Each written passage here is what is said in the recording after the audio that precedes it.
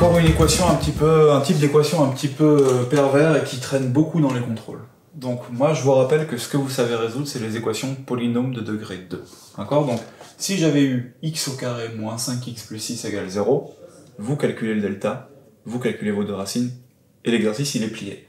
Sauf que là, on n'a pas x au carré et on n'a pas x. Donc on va devoir refaire la technique du changement de variable. Donc la technique du changement de variable, c'est que je change ma variable, je résous,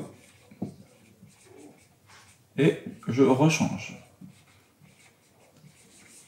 Donc il va falloir que vous vous entraîniez à aller voir ces changements de variables, parce qu'en contrôle, soit on va vous le donner, donc on va vous dire, première question, on pose grand X égale, par exemple, racine de X, que devient l'équation? Vous remplacez, vous changez, machin, machin, machin, et vous arrivez à une équation plus simple. Soit on va rien vous dire, comme dans cet exercice-là. Ça veut dire, débrouillez-vous pour résoudre ça. Donc, là, le changement de variable, c'est pas compliqué. Vous voulez vous ramener à un polynôme de degré 2. Donc vous savez que ça, vous voulez que ça soit x au carré. Donc pour que ça soit x au carré, il faut poser grand X égale racine de x. Pourquoi? Parce qu'en fait, vous remarquez que là, c'est racine de x au carré, si x est positif, bien sûr. Donc, si je pose grand X égale racine de x, c'est-à-dire si je fais mon changement de variable, cette première étape-là, qu'est-ce qu'elle devient, mon équation? Ben, mon équation, elle devient grand X au carré moins 5 racine de x, sauf que racine de x c'est grand X, plus 6 égale 0.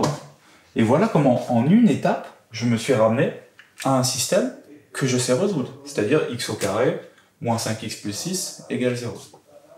Deuxième étape, on va résoudre ce système. Donc pour résoudre ce système qui est un polynôme du degré 2, on va d'abord calculer le delta, qui vaut b au carré, donc 25 moins 4 fois 1 fois 6. 4 fois 1, 4, 4 fois 6, 24, 25 moins 24, ça me fait 1. On est content, 1, c'est le carré de 1, donc on est bien sur un carré parfait. On va en déduire nos deux solutions. x1.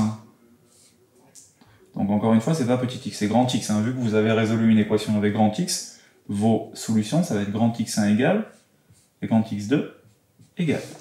Donc, grand X1, il vaut, je vous rappelle qu'on résout ce système-là. Donc, moins b, moins 5, plus 5, moins racine de delta, donc moins racine de 1, moins 1, divisé par 2a, donc 2 fois